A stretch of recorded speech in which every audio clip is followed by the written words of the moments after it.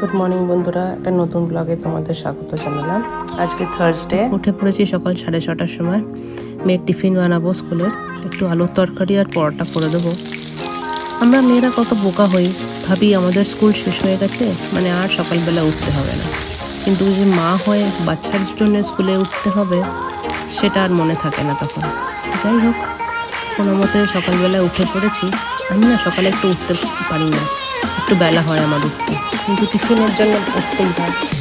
যাই হোক, কথা বলতে বলতে মেয়ের পরোটা আর আলু তরকারিটা হয়ে গেছে।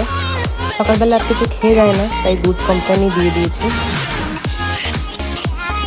এদিকে মেয়েকে তুলবো, তার আগে ভাবলাম একটু ওয়াশিং মেশিনে জামা কাপড়গুলো চালিয়ে দিই। এদিকে চলতে চলতে মেয়েকে উঠিয়ে নেবো। এর ফাঁকেই ঠিক করে আমি একটু রেডি হয়ে নিলাম। রেডি হয়ে মেয়েকে তুলবো, কিন্তু মেয়ে তো একদিন পরে স্কুলে যাবে, উঠতেই চাইছে না ঘুম থেকে। যাই হোক, কোনো মতে ওকে তুলে রেডি করে দিয়েছি। এবার আমরা স্কুলের পথে বেরোবো।